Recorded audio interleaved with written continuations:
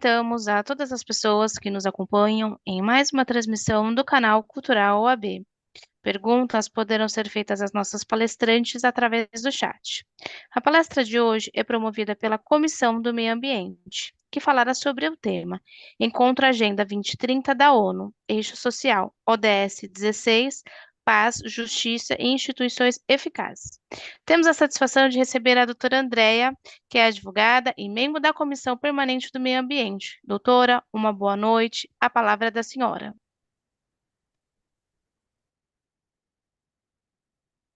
Boa noite, Priscila, do Cultural OAB, que nos dá suporte nesse evento. Muito boa noite, doutora Rita, doutora Clarice, doutora Priscila e todos os advogados, advogadas, sociedade, profissionais e pessoas interessadas a discutir a agenda da sustentabilidade. Então, nós estamos em mais um encontro sobre os Objetivos do Desenvolvimento Sustentável da Agenda 2030. Hoje nós vamos focar no ODS 16, Paz, Justiça e Instituições Eficazes. O que a gente quer discutir hoje, né, nesse grupo de mulheres, né, nesse grupo de pessoas que trabalham diretamente com justiça, com direitos humanos, com meio ambiente, com tributação, com municípios? A gente quer discutir o como que a gente acessa de forma equânime, igualitária à justiça. Como a gente combate a corrupção no nosso país? Como que a gente garante os direitos humanos mais basilares, paz e segurança, seja em momento de crises, como no caso do Rio Grande do Sul, seja em momentos de temperança que muitos estados passam, por enquanto, porque nós estamos em crises, crises sanitárias, crises ambientais, e a gente precisa se preparar, a gente precisa ser resiliente, e a OAB, junto com a AGU, Advocacia Geral da União, eu tenho a honra hoje de compartilhar a moderação com a doutora Rita Dias Nolasco, já justifica a ausência da nossa presidente, a doutora Rosa Ramos, que está em Santos, cobrindo uma outra agenda também social, de palestras, de discussão, junto com o doutor Danilo Oliveira, e hoje, então, estou junto com a doutora Rita para trazer esse tema que nos é muito caro, porque nós somos operadores de direito. Doutora Rita Dias Nolasco, seja muito bem-vinda, a palavra é sua. Muito obrigada, Andréia, muito obrigada. É uma honra para a Escola Superior da AGU estar nesta parceria com a doutora Andréia, a doutora Rosa Ramos, que é presidente da Comissão Permanente do Meio Ambiente da OAB São Paulo, o doutor Danilo Oliveira, para fazer esses encontros das ODS da Agenda 2030 da ONU. A Advocacia Geral da União está muito alinhada com atuação importantíssima em prol dos Objetivos do Desenvolvimento Sustentável. Temos contado aqui com a participação de membros da AGU que participam ativamente, que estão aí à frente de grandes projetos. E hoje é uma grande honra para nós estarmos recebendo aqui a doutora Clarice Calisto, que é secretária-geral da Advocacia Geral de Consultoria da Advocacia Geral da União. Ela é advogada da União, tem doutorado em Direito pela UNB, atuou em diversas áreas importantes, como na subchefia para assuntos jurídicos da Casa Civil da Presidência da República, no Ministério da Justiça, coordenou a consultoria jurídica do Ministério da Cultura, integrou a equipe de gestão estratégica da Procuradoria-Geral da União, e ela tem uma vasta experiência, um vasto conhecimento e projetos importantíssimos aí, bem alinhados com esse objetivo que nós vamos abordar hoje. Nós teremos também a participação da doutora Priscila Kemi Beltrame, que é advogada, vice-presidente da Comissão de Direitos Humanos da OAB São Paulo. Os direitos humanos estão aí presentes em quase todos os objetivos do nosso desenvolvimento sustentável da Agenda 2030. Então, é uma grande honra também contar com a participação da Comissão de Direitos Humanos da OAB São Paulo, A Priscila é advogada, consultora em ESG do Rondatar Advogados, graduada, mestre em Direitos Humanos e doutora em Direito Penal pela USP, Faculdade de Direito da USP. É conselheira estadual da OAB São Paulo e estará conosco aqui hoje. E também o doutor Talden Farias, que é um grande professor de Direito Ambiental, consultor jurídico, professor da Universidade Federal do Pernambuco, pós-doutor em Direito pela UERJ, doutor em Direito pela UERJ, com estágio de doutoramento sanduíche junto à Universidade de Paris I, Sorbonne, tem a tese aprovada com louvor e indicação para publicação pela banca avaliadora, é doutor em recursos naturais pela UFCG, com estágio de pesquisa realizado junto à Universidade de Salamanca, é mestre em Ciências Jurídicas pela Universidade Federal de Pernambuco, especialista em Direito Processual Civil, especialista em Gestão e Controle Ambiental, já orientou mais de 30 teses e dissertações na área de Direito Ambiental, Urbanismo e Minerário, é líder do grupo de pesquisa de Direito Ambiental e Cidades Sustentáveis, cadastrado junto ao CNPq, é autor de diversos livros, vou citar alguns aqui: Competência Administrativa Ambiental, Fiscalização, Sanções e Licenciamento Ambiental, na Lei Complementar 140, Licenciamento Ambiental, Aspectos Teóricos e Práticos, publicado pela editora Fórum, que já está na 8ª edição, Introdução ao Direito Ambiental, publicado pela Del Rey, Direito Ambiental, Tópicos Especiais, é coorganizador também de diversas coletâneas e livros a respeito de direito ambiental brasileiro. Então, assim, o doutor Talden tem uma vasta experiência, um currículo também na área de ambiental primoroso.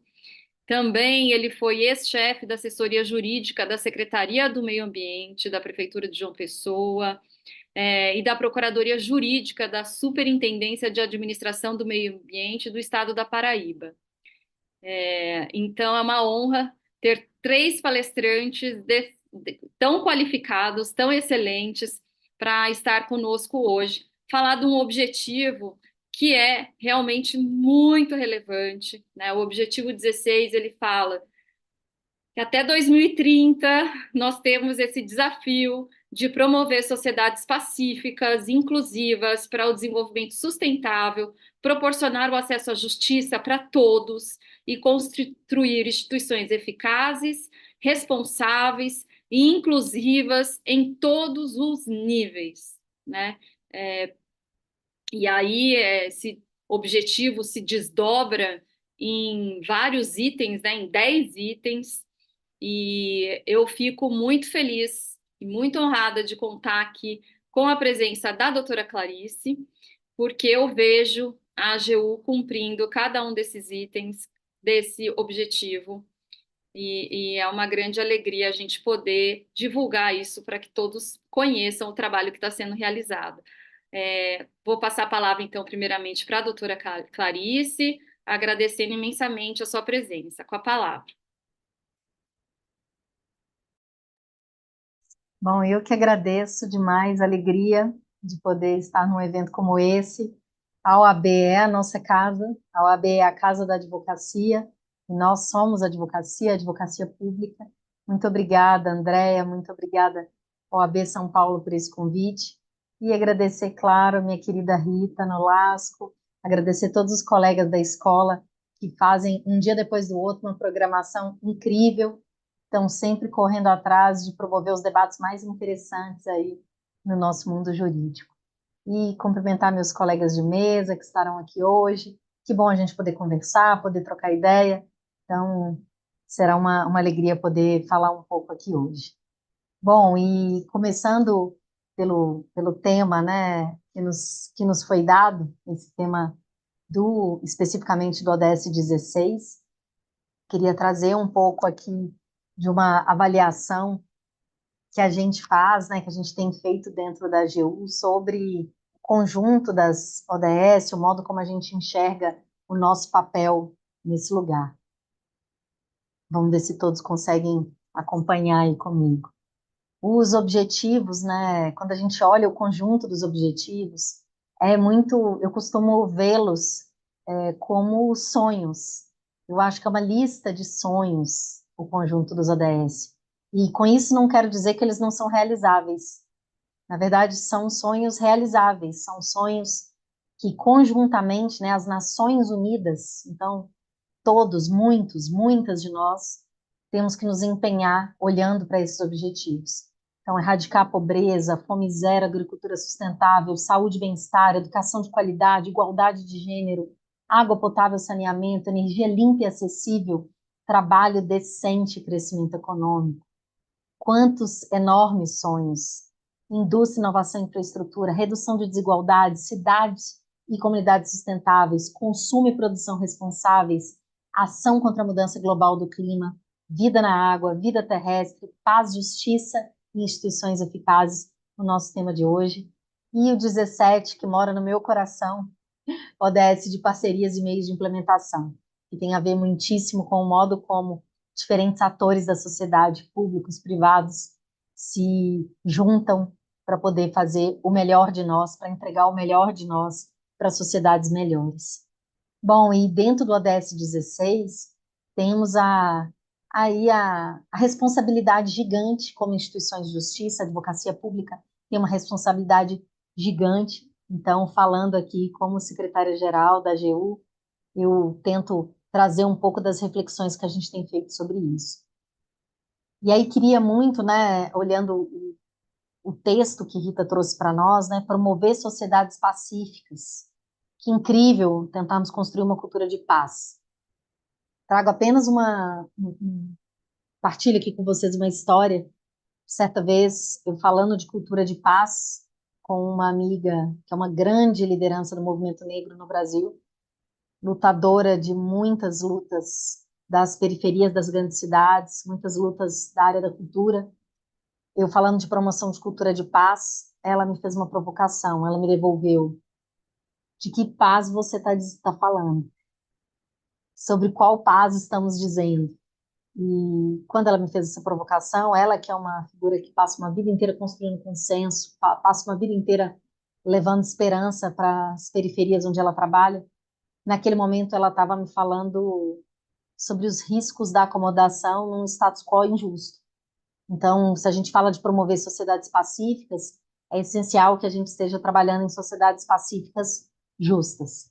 E é por isso que essa palavra da paz, no ODS 16, ela já vem imediatamente ao lado da palavra justiça. Então, para que tenhamos sociedades pacíficas adequadas, sociedades pacíficas em que os direitos estão sendo realizados, essas sociedades têm que ser inclusivas, elas têm que estar voltadas para o desenvolvimento sustentável, proporcionar acesso à justiça para todas, para todos, construir instituições eficazes, responsáveis e inclusivas em todos os níveis. E aí um pouco a reflexão que eu trago aqui, linkando bastante, vejamos na lista anterior, com a DS10, da redução das desigualdades, trago bastante aqui uma reflexão para a gente da desigualdade como injustiça. Dentro do texto do ODS 16, vejam, a palavra inclusiva aparece aqui 2 vezes, as sociedades pacíficas e inclusivas, e ao final, as nossas instituições têm que ser inclusivas. Nada mais quando a gente fala de inclusão, nada mais estamos falando que não seja redução de desigualdade. Sem redução de desigualdade, não há verdadeira justiça. Eu queria trazer um pouco essa reflexão para a gente da desigualdade como disparidade, como diferença injustificada.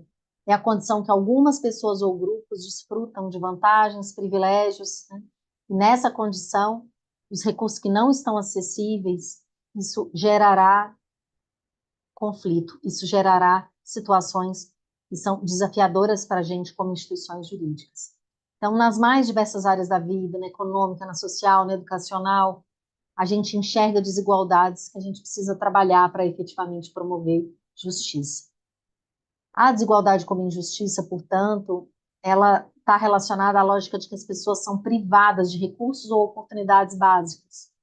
Então, precisamos trabalhar o tempo todo num país como o Brasil, com a questão da raça, com a questão de gênero, com a questão de origem, as desigualdades regionais, que são muito marcantes, a condição econômica e outras características, né, em que a injustiça se coloca presente.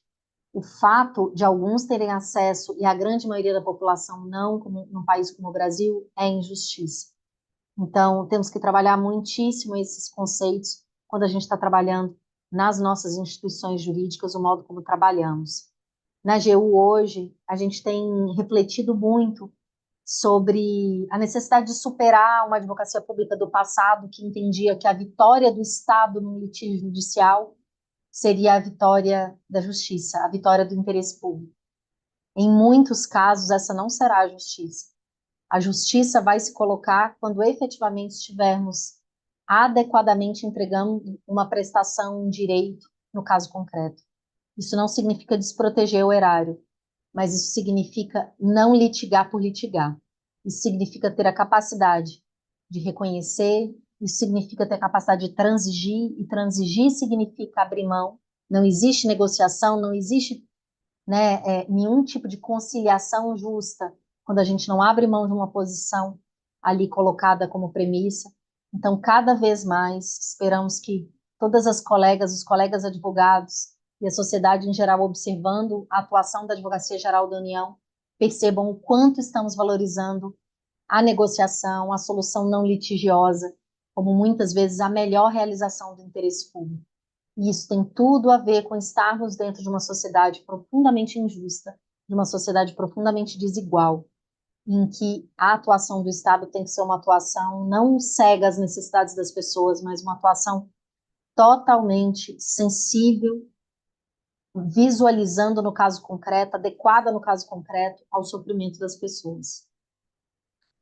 Bom, e aí temos que pensar muito em ciclos de desigualdade ao longo do tempo, em séculos dessa, né, desse Brasil entendido como a gente entende hoje, as desigualdades são reproduzidas.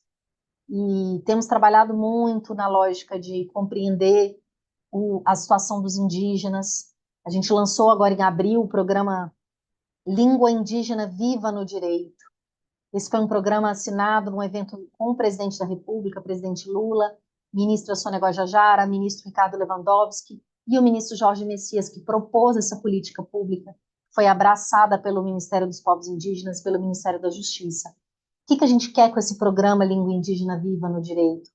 A gente quer que o acesso à justiça chegue aos povos indígenas da maneira mais adequada, de uma maneira que tenha diálogo intercultural. Então, todo o nosso trabalho vai ser no sentido, nesse programa, de traduzir ao máximo conteúdos jurídicos, tanto o texto frio da lei, quanto cartilhas, conteúdos de orientação, conteúdos que trabalhem muito a oralidade nas línguas indígenas. A primeira grande ação, nós vamos fazer a tradução da Constituição Federal, da Constituição da República, nos 3 idiomas mais falados no Brasil. Segundo o censo IBGE, os 3 idiomas indígenas mais falados no Brasil são Ticuna, Caingangue e Guarani Kaiowá. Então, faremos a tradução da Constituição brasileira para esses 3 idiomas. E, além disso, vários outros conteúdos jurídicos. Já deixamos aqui o convite para os colegas da OAB São Paulo, para os colegas de todo o Brasil que estejam nos assistindo, né, que o online tem essa beleza de nos levar muito mais além, que possam nos enviar todos os conteúdos, possam se juntar conosco. Nós faremos uma grande plataforma de conteúdos indígenas, em línguas indígenas, nesse programa Língua Indígena Viva no Direito. Bom, e seguindo aqui nas nossas reflexões, queria trazer um pouco a nossa avaliação, né, de que o atingimento do ODS 16 só será possível se a gente trabalhar, então, para atenuação e, ao fim, para a erradicação das desigualdades. Falando especificamente, portanto, das nossas instituições de justiça, vamos pensar no conjunto dos atores que são os nossos parceiros aí no sistema de justiça. O Poder Judiciário tem a responsabilidade de garantir que as leis sejam aplicadas de maneira justa e equitativa. O Ministério Público, na sua atuação na defesa da ordem jurídica, dos interesses, né, sociais, individuais indisponíveis, e como fiscal do cumprimento das leis, também é uma instituição-chave para enfrentar desigualdades. A advocacia pública, que é a parte que nos cabe nessa luta, tem papel de destaque, a gente tem um papel muito protagonista porque nós somos responsáveis pelas políticas públicas. Então, toda a lógica de construção de boas soluções de políticas públicas está diretamente relacionada à nossa atuação no cotidiano, no assessoramento dos gestores públicos, de maneira cada vez mais proativa, de maneira mais colada aí na necessidade dos gestores, trabalhando contra o apagão das canetas. Isso é essencial para que a gente consiga efetivamente dar efetividade para as políticas públicas. Amanhã nós instalaremos aqui na AGU, essa é uma ação que está nos alegrando muito também, o estudo propositivo da revisão do Decreto-Lei 200. Então, historicamente, a gente tem aí o principal ato normativo do direito administrativo brasileiro, é um ato de 1967, né, da época da ditadura militar. Imagina quantos desafios a gente tem, né, de trabalhar a vida real aí da nossa administração pública no Decreto-Lei 200, ainda sob esse marco. E agora teremos essa alegria, né, de conseguir revisar o Decreto-Lei 200 com uma comissão de especialistas incríveis, vários advogados privados, irmanados aí conosco na advocacia pública, e o nosso querido Ministério da Gestão, Inovação e Serviços Públicos. O ministro Esther Dweck colocou a sua equipe, Chico Gaetani, Celina Pereira, Roberto Pojo, tanta gente incrível para estar conosco aí construindo um novo desenho de Decreto-Lei 200. Ali vai ficar claro o nosso papel de desenhar um Estado mais capaz de entregar soluções justas, de, portanto, contribuir para o ODS 16.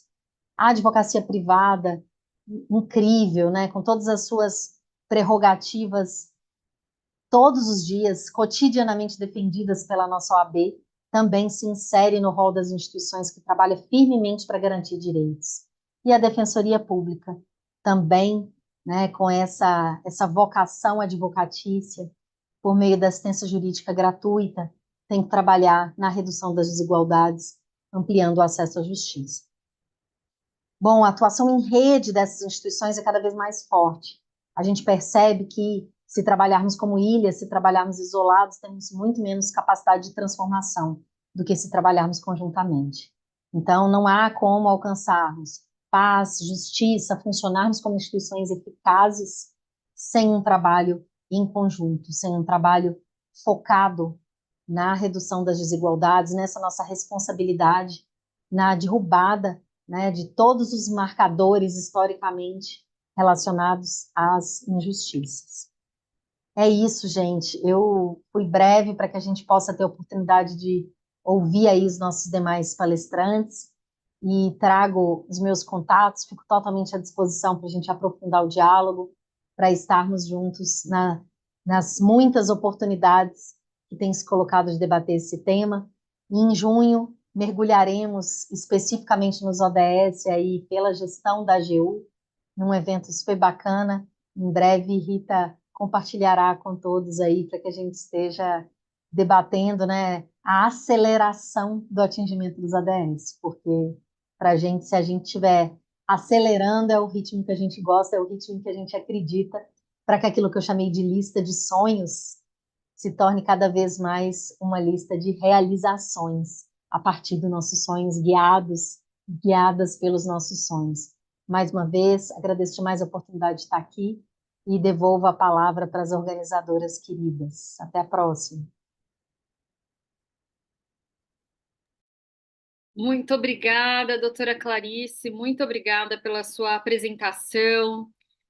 Que lindo esse projeto da linguagens indígenas, tantos projetos que têm sido feitos, né, no âmbito da AGU, também para reduzir significativamente todas as formas de desigualdade, não só no contexto da responsabilidade da AGU nas políticas públicas e de incentivar isso de uma forma geral na sociedade, mas também internamente, né? A gente tem visto o nosso advogado-geral da União preocupado em também praticar essas políticas dentro de casa, né? Então, é uma grande honra para mim, uma satisfação enorme ver tudo que tem sido feito no âmbito de governança mesmo, dentro da AGU, com a sua participação, que tem essa visão tão profunda, né, de vinda de diversas áreas de atuação, e que tem sido realmente notável nessa gestão. Então, parabéns pelo seu trabalho, parabéns por esses projetos que estão sendo realizados, né? Não só idealizados. É, então, é um time assim que sonha num dia e no dia seguinte já está trabalhando para realizar. E, e é isso que a gente vê, né? Essa união de esforços, como é necessária. E esse evento da OAB tem sido muito gratificante, né, Andréia? Andréia que idealizou todo esse projeto em prol das ODS. O debate tem sido riquíssimo, a gente tem conhecido tantas iniciativas importantes que precisam ser divulgadas para ganhar mais força, né? Para que todos possam se envolver de alguma forma. E, e isso é o que vai assegurar o cumprimento dos objetivos mesmo. Então, eu queria assim falar não política assim não discriminação, né, desenvolvimento sustentável, fortalecimento das instituições, sociedades mais pacíficas. Todos nós somos responsáveis, né? Todos nós temos nosso grau de responsabilidade e é uma alegria ver a AGU cumprindo fielmente seu papel com tanto empenho, com tanta dedicação, com tanta competência, atuando em diversas áreas.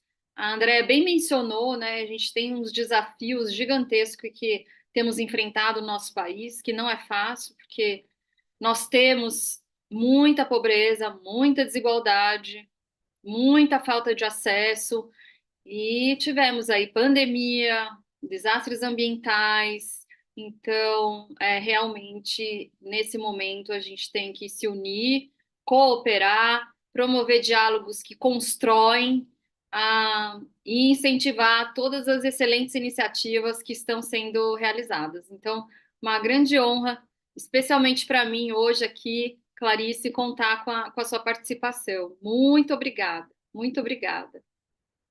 E agora nós vamos passar a palavra. Passo a palavra para a Andréia, apresentar a doutora Priscila. Não, doutora Rita, pode apresentá-la. A doutora Priscila é a moça dos direitos humanos, é a nossa coordenadora, né, da Comissão de Direitos Humanos. Você já apresentou, mas, bom, já estou passando a bola aí para a doutora Priscila, que é queridíssima da nossa OAB São Paulo. Seja muito bem-vinda. Agora nós vamos aprender sobre os direitos humanos. Eu vou ficar aqui quietinha e prestar muita atenção. Bem-vinda, Não, doutora Priscila. imagina, gente, acho que é o que já falaram, né? Todos os ODS têm uma semente de direitos humanos.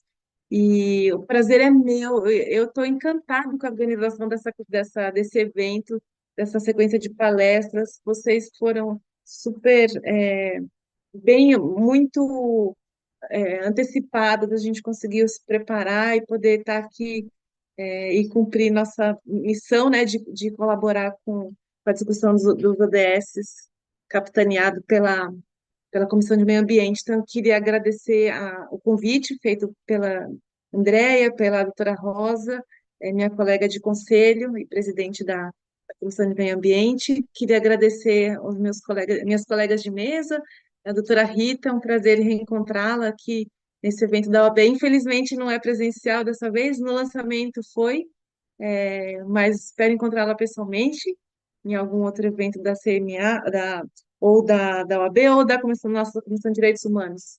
E, doutora Clarice, foi um prazer ouvi-la, saber achei, além da sensibilidade com o tema dos direitos humanos, da estratégia que está por trás da AGU na atuação tão correta e delicada, um contexto maior que é das nossas deficiências, nossas desigualdades, nossas crises. Eu queria falar, assim, rapidamente, e da triste coincidência, né, da gente ter esse evento, essa mesa, com o desastre do Rio Grande do Sul, das enchentes catastróficas, e de trazer um pouco uma perspectiva crítica, né, do nosso modelo de sociedade, que eu acho que em tempo a gente talvez consiga devolver algo de bom para o planeta, e enquanto isso a gente vai adiando o fim do mundo, né? Acho que, como disse o Ayrton Krenak, a gente vamos tentar adiar o fim do mundo com sensibilidade, com conhecimento, com trabalho em rede, e que vocês falaram, com, com ciência, com conhecimento, e aí eu acho que vi, né, recentemente o Marcelo Gleiser falando, né, o físico, que tudo é do planeta, né? Às vezes a gente faz planejamento patrimonial, discussão de melhoria de Código Civil, lei, Código Florestal, mas assim, na verdade, as coisas que vão ficar para o planeta, né, que vão ficar para as pessoas, na verdade, ficam para o planeta. Então, todas as nossas ações têm repercussão, nesse planeta.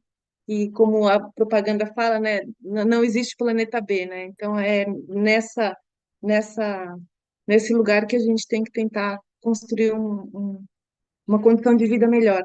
E eu acho que a situação dos desastres naturais, que aconteceram no Rio Grande do Sul e que estão comovendo o país, a maior tragédia já vivida, nos faz refletir que mesmo os desastres sendo naturais, os impactos não tem nada de natural. Os impactos são movidos pelas condições sociais que a gente deixou para o planeta. Então, os mais vitimizados de todas as catástrofes naturais são os pobres, as mulheres, os idosos, as crianças. Então, essa condicionante é a mesma para a pobreza, para a miséria, né? Para a injustiça e também para os desastres naturais. Os estudiosos, né, Neumayer e Plumper, eles fizeram uma pesquisa e verificaram que nos desastres naturais há uma redução da expectativa de vida das mulheres, das meninas e dos negros. Então, esses são os que mais sofrem, inclusive pagando com a própria diminuição de expectativa de vida. Então, assim, o que eu queria chamar a atenção nessa minha fala é em relação aos impactos das catástrofes naturais, dos desastres. É, no caso das ondas de calor que a gente passou o ano passado, que foi insuportável, a gente viu quem mais sofreu foi a população em situação de rua, as pessoas que precisavam de água, ele não tinha acesso à água e sofreram muito mais do que as pessoas que conseguiam mais ou menos ter algum conforto. O que a gente fala assim, pela minha experiência, né, da Comissão de Direitos Humanos, eu trago então a perspectiva um pouco da população em situação de rua. E desde janeiro desse ano, uma notícia que eu acho fantástica é que o governo, uma das primeiras medidas do governo atual foi a publicação da Política Nacional de Trabalho e Cidadania para a População em Situação de Rua. Essa política trouxe o norte, né, de como a população tem que ser vista pela sociedade e como as políticas municipais, as políticas de todo o nosso arcabouço jurídico deve prestar referência ao que ela traz. E ela traz de uma forma muito clara a definição do que é a população em situação de rua, que eu acho que é bastante chocante, mas é a realidade. É bastante. Ela fala que a população em situação de rua é o grupo populacional heterogêneo, ou seja, eles têm que ser vistos e estudados e atendidos na sua heterogeneidade, que tem em comum a falta de moradia e utiliza os logradouros públicos como espaço de moradia e sustento, bem comunidade de acolhimento. Então, não tem discussão se o lugar que ele ocupa é indevido, se o lugar que ele ocupa é passagem, mas é o lugar que ele é usado, que ele usa como moradia e que o poder público reconheceu por meio dessa política pública. E o que eu queria chamar a atenção é dos princípios, né? Os princípios, como não podia deixar de ser, é o respeito à dignidade da pessoa humana, mas a sustentabilidade ambiental, que ele tem que ser visto também num ambiente de respeito ao meio ambiente e ter acesso a um ambiente limpo, sadio, mas ela é fundada, isso que eu acho mais incrível no artigo 3º, ele fala que o que a população, como que a gente reduz a desigualdade para tratar dessa população em situação de rua. Ela fala da relação entre trabalho e moradia, que é o foco do nosso trabalho na Comissão de Direitos Humanos. com a adoção de estratégias que tenham como centralidade o acesso imediato da população em situação de rua à moradia, como forma de garantir inserção sustentável no mundo do trabalho. Então, esses dois pilares que a gente tenta levar no trabalho com a população. Puxando um pouco para nosso Ministério do Meio Ambiente, a Marina Silva fala de um tema que eu acho bastante interessante, que, de uma forma crítica, é sobre o ativismo autoral. Como a gente está ficando muito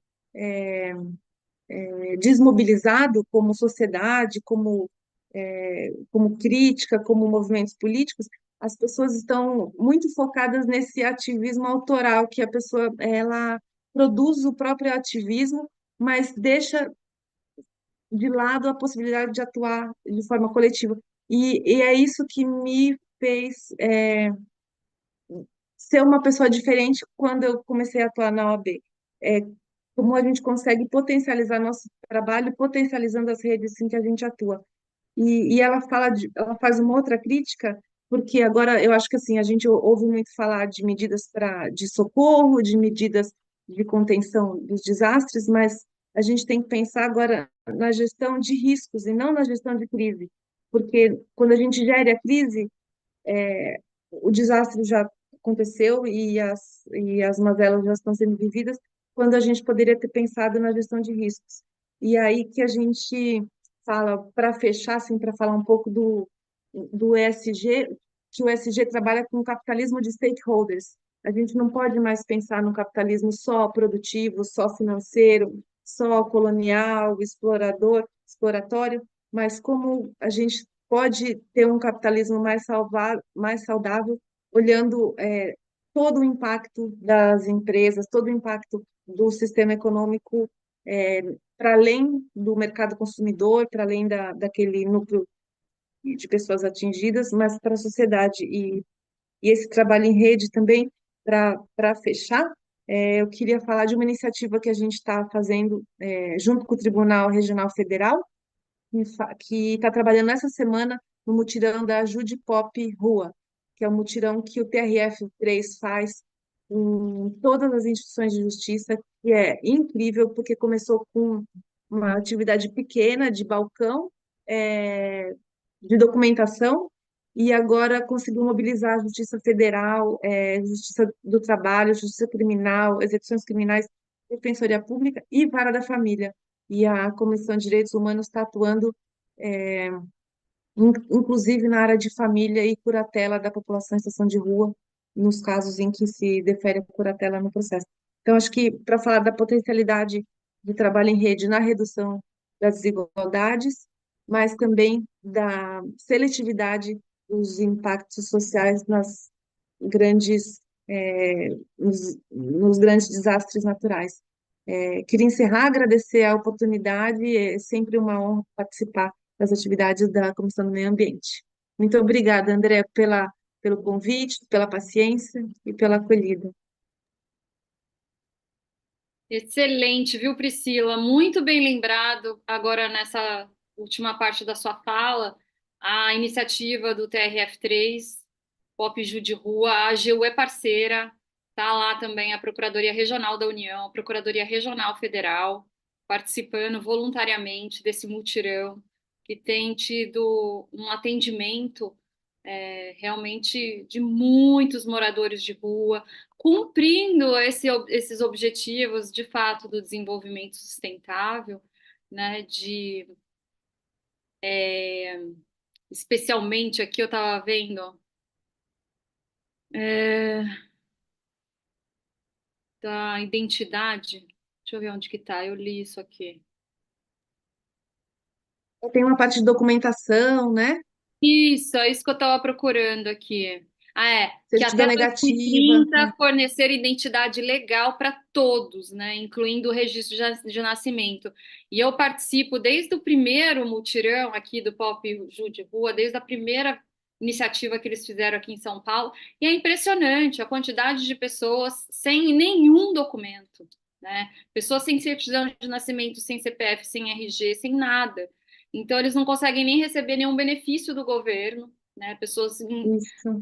são as pessoas realmente mais vulneráveis, que estão em situação de maior vulnerabilidade, que necessitam de mais ajuda, que não tem casa, não tem comida, não tem roupa, não tem banho, não tem acesso à higiene básica e não Uhum. tem, não existe para a sociedade, né? Porque não tem nenhum documento, então ela simplesmente fica invisível perante a sociedade. Então, é um trabalho É, muito necessário e que tem crescido e que tem se sim. expandido e que tem que continuar, né? Que bom que tem tantas instituições parceiras, nesse projeto. Bem lembrado.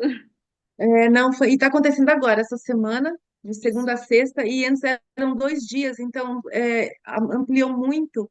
E tem uma discussão jurídica que eu achei super interessante, porque a organizadora é contra a curatela dos moradores de situação de rua, que é muito justo, porque as pessoas elas podem ter condição de tomar decisão, e aí se concede um procedimento não tão drástico, que é o da é, decisão apoiada, tomada de decisão apoiada, e aí a gente consegue ajudar nesse processo para as pessoas poderem conseguir mexer, né, nos benefícios que eles recebem de prestação continuada. Então, e o último mutirão foram 5.000 atendimentos e 2 dias. Então, esse aqui acho que vai ser muito maior, e muito Muito, mais serviço. é, isso que eu falo, a gente está com uma situação trágica no Rio Grande do Sul, né? Com várias pessoas realmente desalojadas, várias pessoas que perderam a casa, que perderam tudo, né, com mortes, assim, situações, realmente uma situação muito trágica que a gente precisa unir esforços e fornecer toda a ajuda. Mas a gente não pode esquecer da realidade que a gente vive aqui na nossa cidade. Então, nós temos milhares, milhares de moradores de rua que estão nessa situação trágica também, né? Eu acredito no que você falou, né? A gente também tem uma atuação na ONG ABCP e a gente vê que a pessoa, quando ela tem oportunidade, quando ela encontra ajuda, quando ela encontra amparo, ela consegue se restaurar, ela consegue recuperar a dignidade e consegue sair da situação de vulnerabilidade, sair dessa situação de rua. Então, é possível, é difícil, é necessário realmente união de esforços, a sociedade civil tem que ajudar muito nas iniciativas, né? Só o governo não dá conta, mas é possível, é o possível, é aquilo que a Clarice falou, é um sonho, é difícil de realizar, mas é possível. Então, parabéns pela sua fala, foi excelente. Muito obrigada pela sua participação. Devolvo a palavra para a Andrea. Olha, Rita e Priscila, o nosso chat está bombando, literalmente. Pessoal, como o Paulo Ribeiro, não tinha conhecimento dessas pessoas sem identificação, essas pessoas invisíveis, né? Invisíveis da sociedade, o trabalho que é feito, ele está fazendo, e colocando isso como grave. A Celeste está perguntando quando que vai ser o DS 13, Celeste? Vai ser dia 10 de junho, tá? Não perde. O DS 13 dentro do eixo Biosfera. E o Tiago, justamente pela fala da Priscila, o Tiago está fazendo uma pergunta, porque a Priscila fez uma menção à ministra Marina da Silva de que as pessoas estão tão desgostosas de procurar movimentos, associações e tendo esse individualismo no seu ativismo, né, na sua busca por soluções que são coletivas. E o Tiago está perguntando quais são as necessidades fiscais, jurídicas e contábeis e outras para um bom funcionamento de uma instituição. Então, o Tiago está na linha de querer se associar corretamente, juridicamente, aí na parte. Não sei se eu passo para a Rita, que é tributarista, ou para a Priscila responder. Pode ser você, Rita? Pode, depois a gente abre para a Priscila também. Quer falar primeiro, Priscila? Não, pode ir, Rita. É um Acho grande que desafio, coisa. Hum, né? É um grande desafio de todos nós, governo e sociedade. Eu acho que a gente tem avançado nisso. Não é fácil, não é fácil, porque a gente, como eu estava dizendo, a gente nem tem ideia da quantidade real de moradores de rua que a gente tem no nosso país. De verdade, gente. São Paulo, a quantidade de. E não é só os moradores de rua também, né? A gente tem muitas pessoas morando em condições precárias, né? E sem acesso à, à justiça, enfim, sem acesso ao que elas precisam minimamente, né, para sobreviver. Então, a gente tem um trabalho enorme pela frente. A gente não pode desistir. Nós temos que fazer um pouquinho, caminhar quanto mais rápido possível, como diz a Clarice, né? Na área tributária, eu acho que a própria reforma tributária, ela vem com esse ideal. Nós temos uma grave desigualdade no nosso país, né? A gente vive realmente num país muito desigual. E uma das intenções da reforma foi tentar obter maior justiça fiscal. E essa justiça fiscal, ela não tem sido efetiva no nosso atual sistema tributário. Então, foi um verdadeiro consenso a necessidade de realmente alterar o sistema tributário nacional, né? E, e aí hoje a gente se preocupa, a tributação do Brasil, maior porcentagem de tributação nossa vem do consumo, né? Nós temos 65% da tributação sobre o consumo, enquanto países desenvolvidos têm 30% em média de tributação sobre o consumo. E a reforma tributária veio atuar justamente nessa parte, para que a gente tenha as pessoas com menos renda e que têm essa necessidade de consumo, que elas possam ter serem menos tributadas, né? Hoje, como nós temos aí todos os entes tributando o consumo e de forma não tão organizada e não tão transparente, então a gente acaba onerando as pessoas de baixa renda. E isso vai aumentando a desigualdade social. Então, acho que são várias ações conjuntas que estão sendo realizadas em busca dessa superação dessas desigualdades.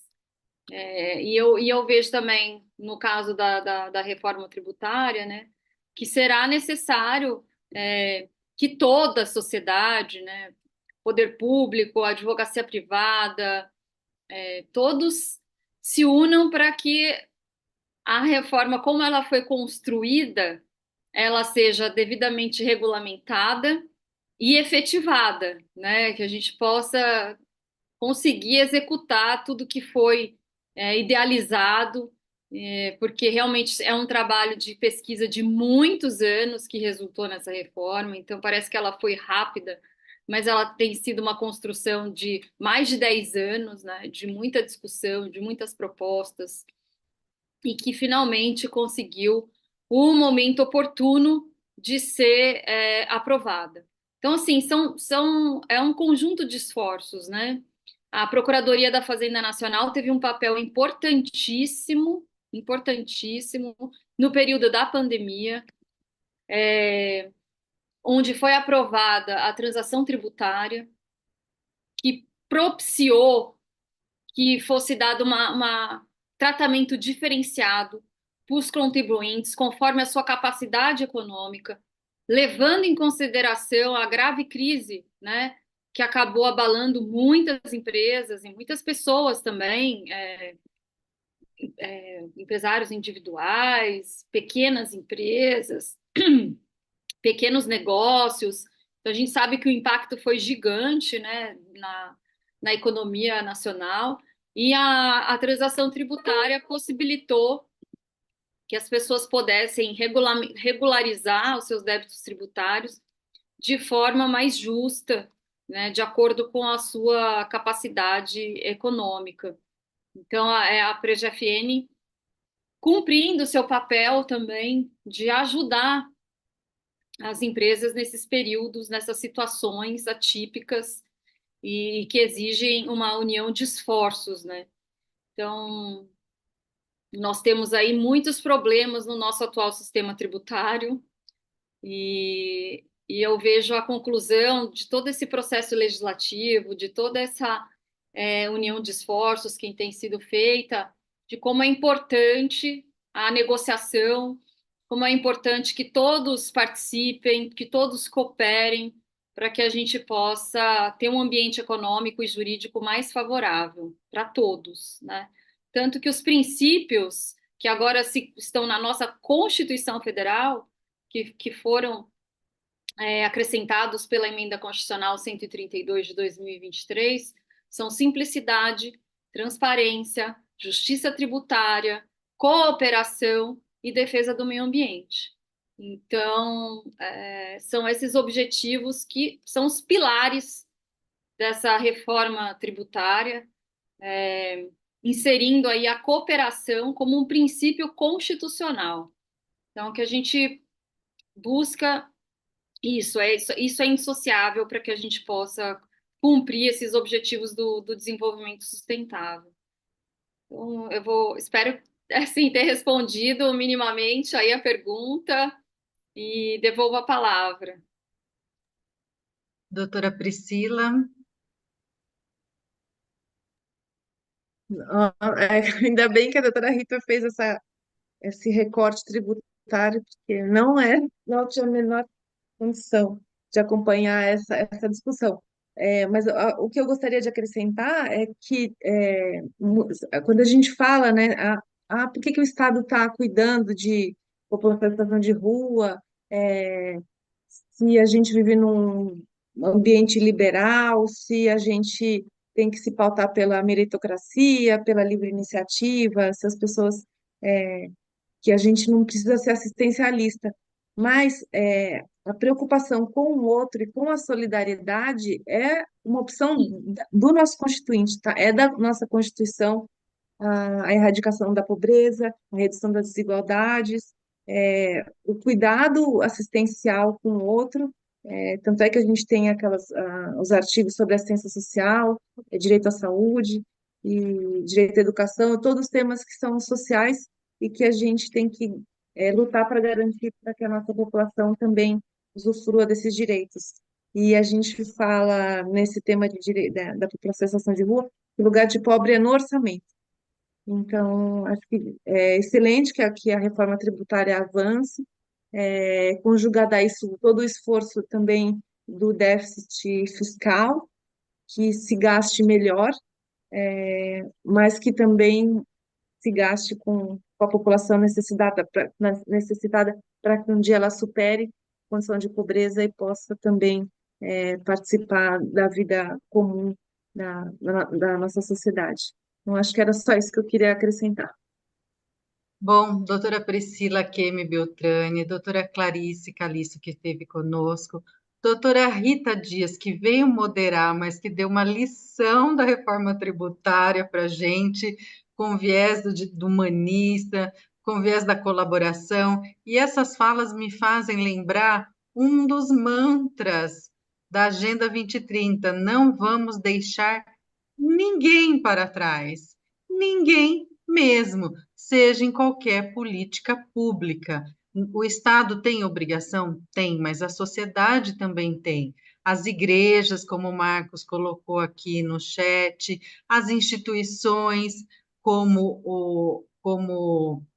nosso colega aqui está perguntando como é que a gente faz para sair do individual para o coletivo e formar instituições do ponto de vista jurídico, enfim, na agenda ambiental, na agenda de saúde, na agenda de ciência social, todos. Por isso que o ODS ele é um conjunto sinérgico, indispensável para momentos de crise, seja ela qual for, econômica, social, sanitária, de catástrofe climática, como aconteceu no Rio Grande do Sul, enfim, cada vez mais a gente vai ter que aprender a fazer juntos, como sociedade, com colaboração e num pensamento cada vez menos individualista e pensar no próximo no desenvolvimento qualitativo do nosso país. E claro que a justiça aqui, as instituições ligadas à justiça, como a AGU, como a OAB, como a Comissão de Direitos Humanos, aqui representada pela sua presidente, doutora Priscila, como a Comissão de Meio Ambiente, representada pela doutora Rosa Ramos, enfim, estamos aqui para juntos seguir nesse caminho, e esse é nosso objetivo dos nossos encontros. Agradeço demais a presença do chat. Eu não consegui ler todas as considerações e todas as perguntas dessa vez. Eu tive que selecionar, mas isso é muito importante saber que vocês estão assistindo, nos criticando, nos apoiando e colaborando com os seus conhecimentos também. Afinal de contas, essa é uma mesa estendida para quem está na live. Então, muito obrigada, pessoal. Até o próximo encontro dos Objetivos de Desenvolvimento Sustentável. Muito obrigada. Obrigada. Obrigada, obrigada, André. Tchau, obrigada, Rita. Tchau, boa Obrigada. noite. Boa noite.